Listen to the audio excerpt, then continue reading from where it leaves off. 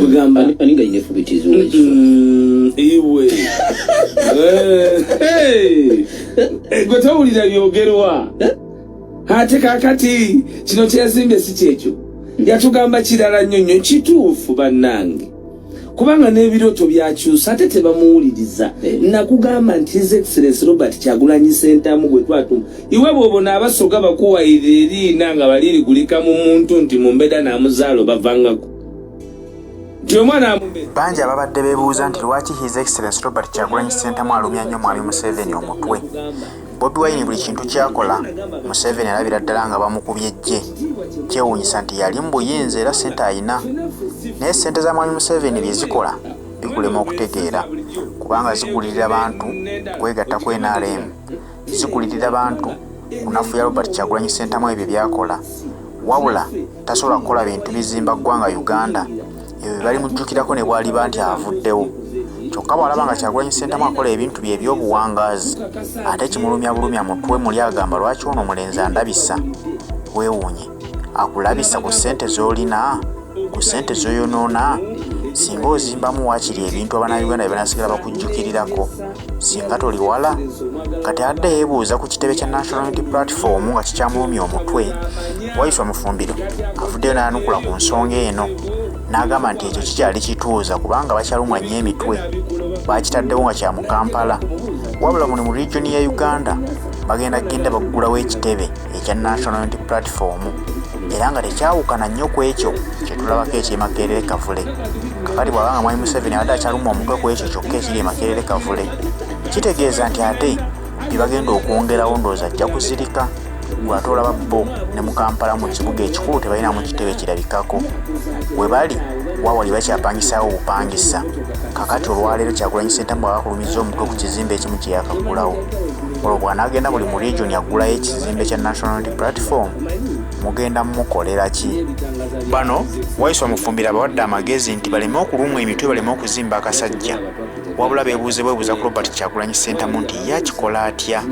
kubanga tewali mwana wa Uganda akwata nsimbi ze nti aziweeye mu NUP zikola emirimu gy'ekibiina,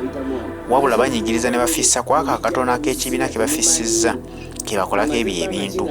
Abagambye nti kati batule butuuzi ne Robert Kyagulanyi Ssentamu bamwebuuzeeko, abawe ku magezi butya bw'akikola, nabo basobole okuzimba ebyabwe bafaananeko National Unity Platform. kugamba aninga inefubitizo iwe gwetawulira byogerwa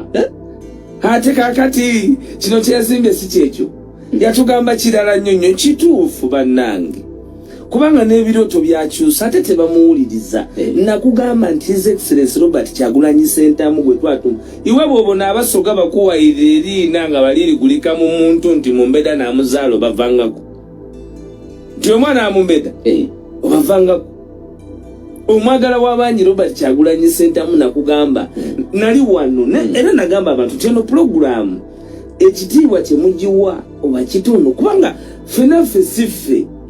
Kayongo yegwe mweno weesiza bulijjo n'endala ogigamba n'ekirala ti n'ebirala kubanga eneriko mwoyo w'enkyukakyuka ow'ensi nti naffe bwe tuyingira wali mu kuyingira atukkako ne tutamanya na mboozi gyekoze eki gyerandulidde naye naffe bwe tugiwuliriza tukakasa nti ebyo bye tuwulira Mukama bye yatutuma era bye tubabuulidde. Nabagamba ku eno rediyo ogutali mirundi gumu egitali ebiri nti enjasa n'enjesa ya His Excellency omwagala w'abangi yanjawulo nnyo nti obutabo yamanya kati akonteegi eyo gye yagenzeeko buli omu kwabadde yabikudde n'abikola oba peegi eyo nanjagala kumubuuza nti His Excellency oli peegi 30 kuba naganze ndi ku 10 oba ogikulu oli ku 12 Lozi tujiwaira wano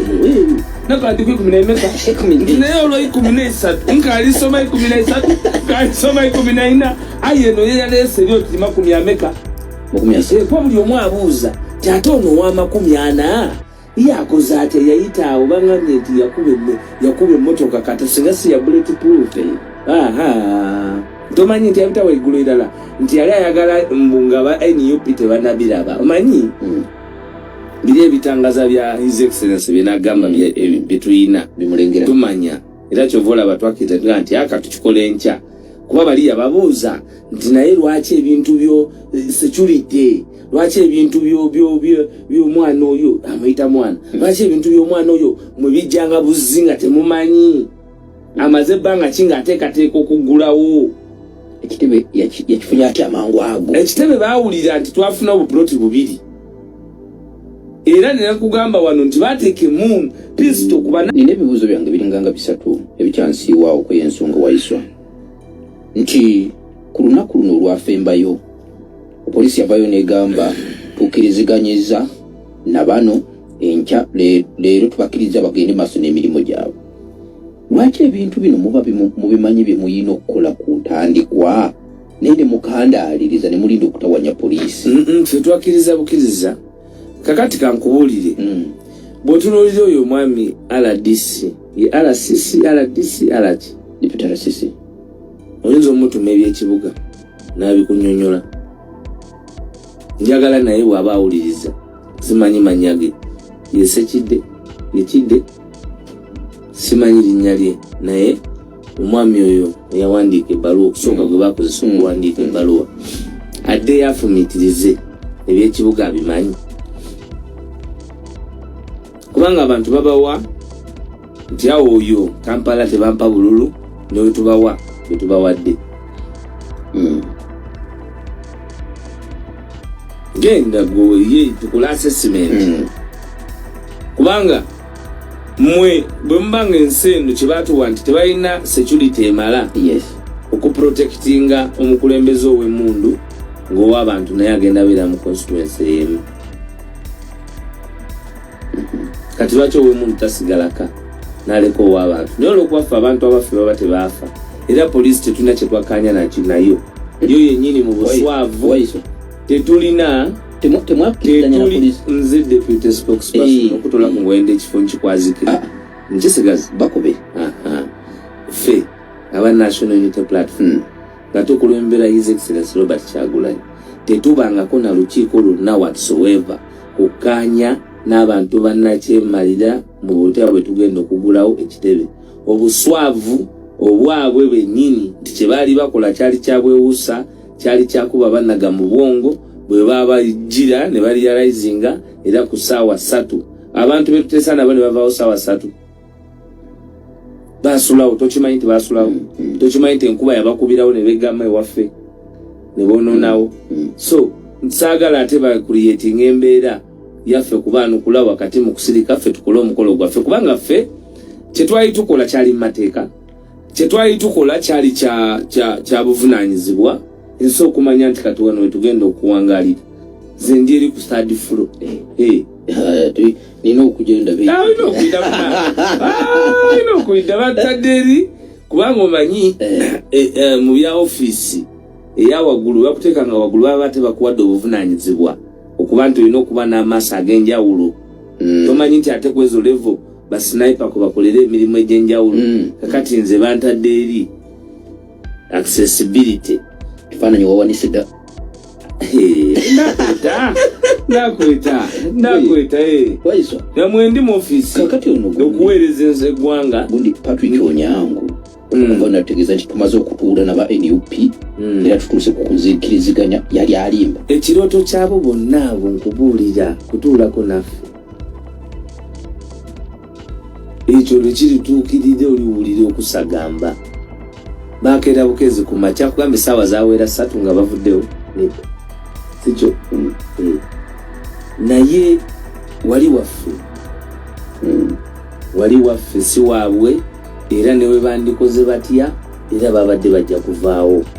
ate siffe tetukerangako General Kaguta Museveni ne ttiimu yaabwe banyaga poloti wali ku wansi ku gundi wansi wa President Towers togimanyi eyo poloti gye bakuba ekibaati bagitwala benala amama mbabazi basoloza over 13 billion kuzimba kitebe juzi General Museveni yatuza abagaga bonna bonna nakasero amo bayawayo billion meka zinga zaki kuzimba ki kitebe nga kasule lumumba yase kujitale jena musoga munange yomubuuza maniacs naye kino kikulaze nti ono omukulembeze talaba leero wano wokka kyetwagamba abantu nti ono generational vision bearer kuba ensi yonna ekulira ku infrastructure, ensi yonna edevelopingira mu real estate, mazima kanga yebeera enteekateeka ate nga ye tosobola kumubuusabuusa. Waiswa mazima kanga ajja kugwa bwobanga ogamba ebintu bino bimanyi NRM terina kitebe ate kiri muna nabadde ne Kiwanda nagamba kiine buweeju ne Kakumiro mbaine Kakumiro ne buweeju balina yuki mbaine ekitebe nenga nti ka Kiwanda sebyokupangisa naffe tulina erize tubadde tugulawo era kati Feze yazeko president yagambye tine region endala magala ebitebe tugenda ku identifying ebifo mu region endala ate nze mumanyi tebyogerebwa nga bikomyawo ye bwabyogerako n'abita kubanga he is one of the most highest result oriented leaders I have worked with. bayogedde result oriented ate takolangako kintu kyonna Kyagulanyi Robert Sentamu nga kyaleero bantu takolangayo kintu kyonna ne bamutegeera leero takolangayo kintu kyonna ne bamutegeera leero kuba ebibye bya bunnabbi ebimugoba olina okutwalayo obudde biraba. Kankuwaire bwe yagula Magere ani atayogera omwana superstar n'alekera Poloti Kololo n'alekera Entinda n'agaana okugula ekisaasi n'agenda eri Magere nti nze Magere kati Magere baguleyo lwani bambasada teyabatwale Magere.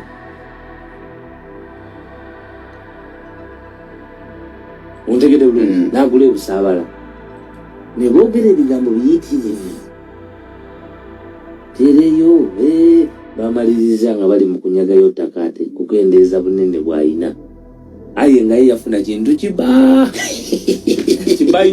olwaleero bonabona babayomba kyasiba eri kuleka Victoria era inaleke yagulayo nga mwena mukaya nantayina. A leader must be visionary. Chobola batumuyita generational vision bearer okubeera ne Galubindi edikasuke wala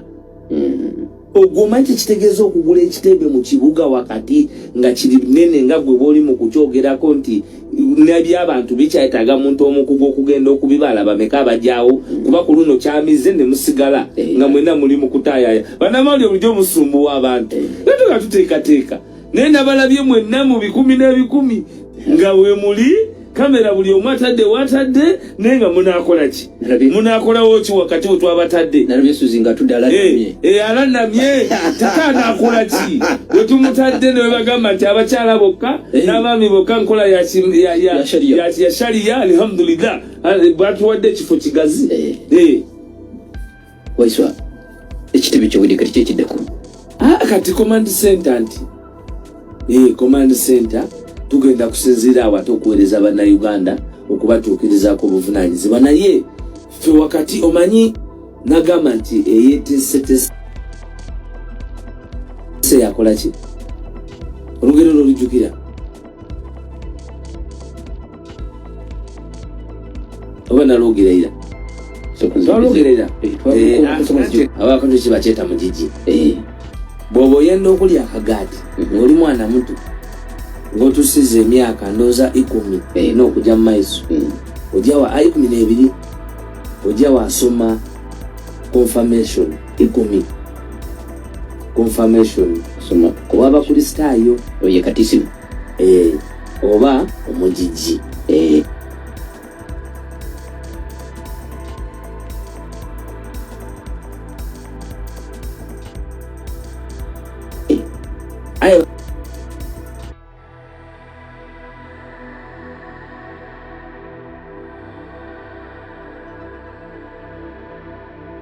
okuba nga bakubatiza mutinze waiso oliko ntegera bukalamu yes kakati awo ne bakubatiza bwe bamala okukubatiza awo muletera ziri za Apostles Creed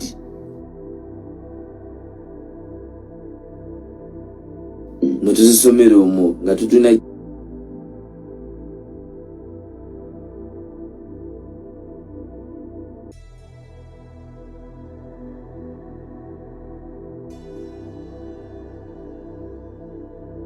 naffe gye tutunudde mustawa